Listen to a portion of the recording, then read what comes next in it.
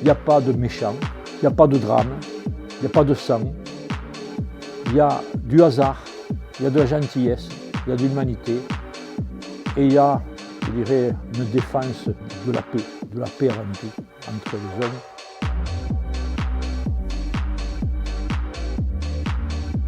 Première étape, Catalina découvre que la guerre a démarré, tout comme sa mère pendant la nuit.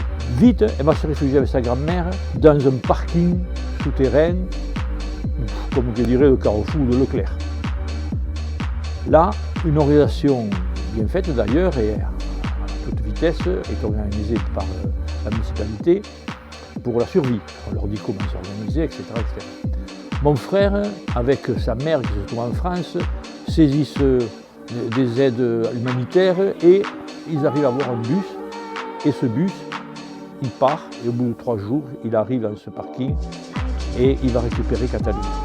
Mais Catalina avait sa copine de palier qui allait à l'école africaine. Et sa copine était adorable, comme elle était adorable, sauf que son père, lui, était pro-russe.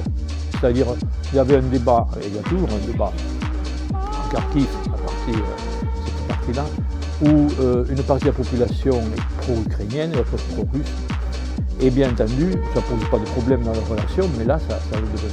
Et là, elle rencontre dans ce bunker, enfin en fait, c'est ce parking, elle rencontre sa copine, Clara, dont le père est pro-russe. C'est-à-dire qu'il a dû partir en catastrophe rejoindre les troupes russes. Et en plus, c'est un officier de réserve. Alors que le grand-père de Catalina, à la hâte, il est allé rejoindre, c'est un officier aussi, les armées ukrainiennes. Mais les deux, ils sont copains et c'est des enfants.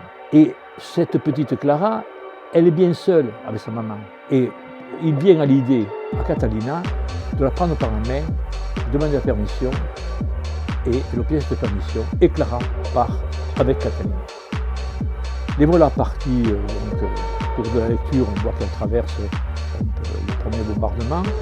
Et le bus arrive pas loin, ça y est, de la frontière polonaise. Et là, ils sont arrêtés. Je ne vais pas vous raconter toute l'histoire en détail, mais ils sont arrêtés par l'armée russe, malencontreusement, qui, d'une manière assez agressive, comme l'ambiance de la guerre, ils ont tous peur de ce qui va leur arriver. Et finalement, cette amitié avec la petite Clara va sauver tout le bus, et même le bus va repartir en chantant avec un bon goûter qui a été procuré par les Russes. Quand ils arrivent en France, ils sont reçus par l'école où sa maman, mon frère, avait inscrit pour le futur proche Catalina, même savoir que la guerre était déclarée. Et là, il y a une histoire d'échange de poèmes, de rencontres avec les enfants qui est, je dirais, assez sensible.